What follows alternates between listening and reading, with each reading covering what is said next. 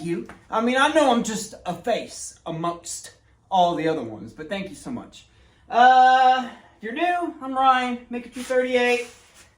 And if you have clicked on my channel before, you know who you are. Thank you. I've got about 80 of you that watch my stuff, and I really, really appreciate it. I see every view. I do. I don't check it a lot, but I mean, I gotta see what's going on, right? Sinuses are terrible here in East Tennessee. That's what I'm doing. Why are you doing that? Well, remember, ooh, look at the vanity, y'all. Yeah, it's almost done. Remember I broke my table saw. Well, I didn't break it. I had the saw stop pinch its thing when I was hitting the glue when I was trimming that up. Was it that? Yeah, that. So I was out of a table saw for about 5-6 days. Even though I had it overnighted, paid extra. You know, that's the way life goes, right? So I didn't have a table saw. So I got a little creative when I got to building this stuff. I kind of did it all with the router and scraps and stuff that I had laying around. But I really, really like the way that turned out. I've got a drawer here. And I did the drawer this way because whenever you have a vanity or something like this, you've got your sink that goes in the center, and then you have your drain. And then so the drawers that are here are always really shallow. And so I told the wife, I said, what if I did like the top part of an H?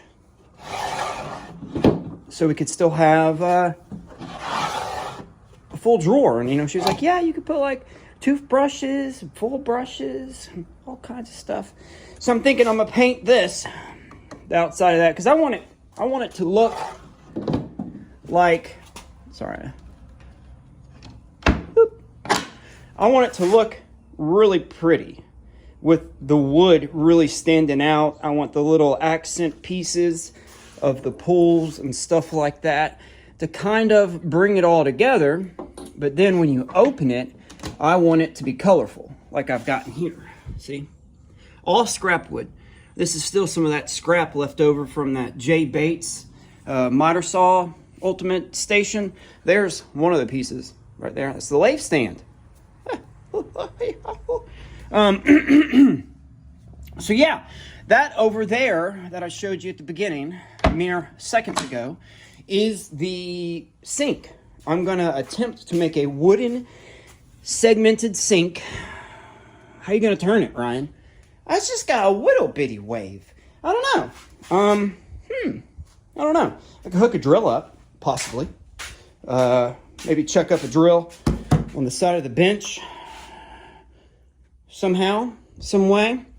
I know there's computer programs out there that will do all this bleepity, bloopity, blop, blop, bleep for you. But I like doing it the old school way. I really enjoyed 10th grade geometry and algebra, trigonometry in 11th and 12th grade. Your boy was pretty good at math back in the day. It's been some time now. I don't know if I can do it as good as I did. But I went ahead and did all this by hand. I made several templates just to kind of get a feel on how big I wanted everything. And then I took a circle is 360. So whatever you get, however many segment pieces you want, this is 16 segments. So you take 360 divided by 16, which gives you 22 and a half. Now, I might be wrong on this, but that's 22 and a half, that degrees right there. So that follows up to this guy. No matter how big or wide you make those, your angle is the same because you're still using the same amount of segmented pieces, right? This is 22 and a half, but that is not. That is actually half of it. That's 11.25. And I think, or it's close. It was close enough to where I divided that, and then I did it on this, and I did some more maths, and then I did it over there. And then I basically, ultimately, wanted to make sure that that was correct before I started cutting this. And so I drew this out, equal division and spacing. I'll go over this in a second. So then what I did is I simply easiest way to do it, so you don't have to do any math, is you just align your piece of wood underneath to where it barely touches right here and here, and just make that mark, right? That's what I did right there, and that gave me my 11.5, because I started at 22 and a half, I think.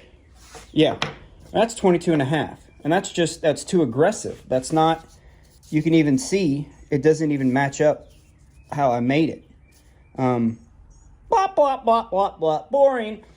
So to get the different rings, because you want your bowl to come in. So each segmented ring, each piece here, I tried to cut my finger off with the coping saw, pull saw. Is that what that's called?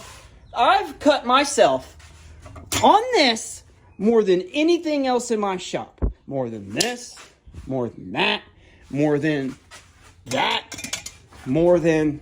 Oh, and all of y'all will understand how many times you've gotten hurt on one of these bad boys. But this guy, ha! That hurts me. Oh, I got a sluice box in. I went gold mining yesterday. Down in South Alabama. So, were you going to come find me? But yeah, so I got that. I'm thinking about doing a little gold mining with the father-in-law. So, distracted, got cut. This right here, I'm really good at coming back though. That's the ADHD. I can get distracted and I go on about 4 or 5 or 6 different places, but I always trickle back. Hopefully, sometimes. I feel like I'm shaking.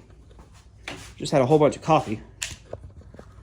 The Red Bulls, I've been on them, on and off. I need to get off them because it's just not good. I understand that. So,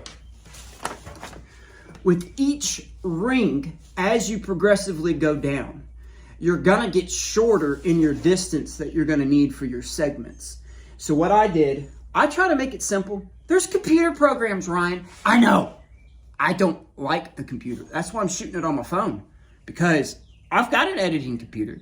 I've got GoPro, I've got all that stuff, but then when it bogs down and it takes 9 years to do anything, you lose the motivation and then you don't upload a video for a month. So I'm shooting it on my phone. I like it easy. So what I did is I was thinking that each time I go down on my segments, on my rings, I want the bowl, the sink, to be 1 inch wide. So I got that. And so each time I went down, I go in 1/2 inch. I make little tick marks down 1/2 inch. And then you simply measure the top points of each one of those, which this is like 2 7/8. And so I just kind of rounded at 3. And so I know that my number 1 ring, my top ring, 1 ring, is 3 inches. If you can even see my scritchety scratch. So that's what I did. I'm gonna make a segmented bowl, turn it into a sink. Total Boat epoxy. If y'all are out there, I'd like some epoxy. On another serious note, if anybody has any suggestions of some deep penetrating epoxy that I can use to seal the bowl, what kind of wood are you going to use, Ryan? Or am I going to come back to this? Probably not. I'm probably going to finish talking and then upload it to YouTube. And then maybe next time we come through, you'll be able to see what the bowl or the sink looks like. Poplar is my favorite choice because it's green. I know it's a softer wood. That's okay. In my experience in the past, this stuff does soak up, finish really well. So I'm thinking a deep penetrating epoxy will be able to get in there and seal up all the blippity blops for the sink. It's not like you let water sit in your sink anyway. You know what I mean? It's not like I'm not making a container or a pool. A pool? I know swim pactors out there. I got to get it going. I'm going to do a heater this year for real. That was big talk last year, huh? I don't know. Black pipe, piece of aluminum, that black PEX agricultural pipe. do 2 big circles with a backing of aluminum that sits to where the sun can heat it up. Distracted? Distracted. Yeah. So that's that. So I got all these cut up. Did you move? You sure did move. Look at that. Oh, dang. Humidity. I think that was the only one. What are you doing, guy? What are you doing, little guy? So that's that. I probably could use my chop saw, but it's broken. And so any time that you cut something on the table saw, like see how I can't cut little pieces? I'm gonna take a piece of plywood and attach that over to where it just touches my stop. This is my stop here. Sacrificial. Is that word right? Sacrificial. Because if I just used that as a stop and I went through, jambalamby, and then it goes bam, bam. I know. I've seen you do it. I didn't show this off last time. I made that. How cool is that, right? What started is I've had this long time. First house I bought back in Alabama. There's an old man that sold us the house, and he had a shop, little barn in the back, and it was full of stuff. And I have a couple of his tools romping around. I just think that's so cool when you find another maker's tools or shop hand. How many days did he clean up his shop with that? You see history to little items, little nuances that you can, little details that you can put into life that makes it just a little bit more exciting. So my initial thing, you can even see the permanent marks, is I laid this open and I traced it on a piece of metal over here, metal over here, metal over here, metal over there, on that. And then I was like, hey, that's a lot of fun. Let's keep going. So then I just made the whole new dustpan. Then I painted it copper, because that was copper. I really like getting into sheet metal work, working with metal. I like little small things to do with my hands. That's why I like leather working. Oh, the wife's calling. I guess I'm gonna end it there. Everybody have an awesome day. Get out to your shops, make something, be a part of this thing. Have an awesome day. I'll check back later. Bye. Hey, thanks again for hanging with your boy. Bye.